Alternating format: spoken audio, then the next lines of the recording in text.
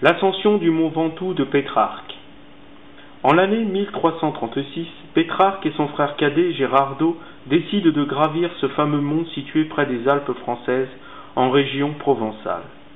Empruntant un sentier encore sauvage, ils serpentent alors ce lieu situé non loin du monde, dont la géographie abrupte, escarpée et parfois rebutante rappelle en creux le chemin qui mène Dante et Virgile aux enfers. Aux pages 18 et 19, Pétrarque nous plonge à sa manière dans le Tartare. À peine avions-nous quitté ce col qu'oublieux de mes premiers égarements, me voici entraîné de nouveau vers un niveau inférieur et, après encore avoir parcouru des vallées à la recherche de chemins longs et faciles, je tombai sur un passage long et difficile. Aussi Pétrarque est devenu comme Dante. Le chemin qu'il emprunte le mènera également au ciel. Cette progression terrestre a pour but de l'élever en pureté d'âme. Aussi, lors d'une courte pause, assis, se reposant de sa longue marche, à lui-même il se dit : ce que nous appelons la béatitude est, selon moi, situé dans un endroit élevé. C'est un chemin tortueux qui y mène, dit-on. Beaucoup de cols aussi viennent s'interposer et il faut glorieusement progresser de vertu en vertu. Sur la cime est la fin de tout, le terme de la route vers lequel notre voyage est fixé. Tous veulent y parvenir, mais comme le dit Ovide, vouloir est peu de choses, il faut désirer pour atteindre son but.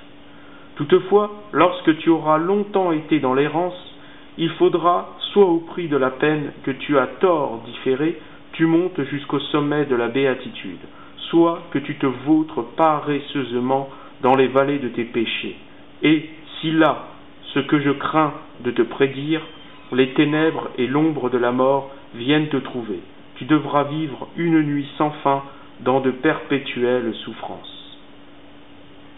L'allusion à l'œuvre de Dante n'est toutefois pas si fortuite.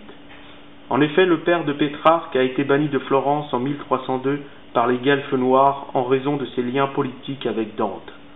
Ce dernier fut condamné et chassé de Florence la même année. Tout naturellement, Pétrarque s'inscrit dans cet exil florentin où son récit de l'ascension du mont Ventoux symbolise en quelque sorte le voyage de Dante vers la félicité à travers la divine comédie.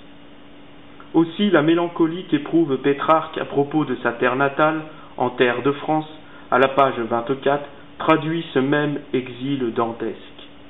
Je soupirais, je l'avoue, après le ciel d'Italie qui se manifestait à mon cœur, plus qu'à mes yeux, et une ardeur inexprimable m'envahit de revoir mon ami et ma patrie.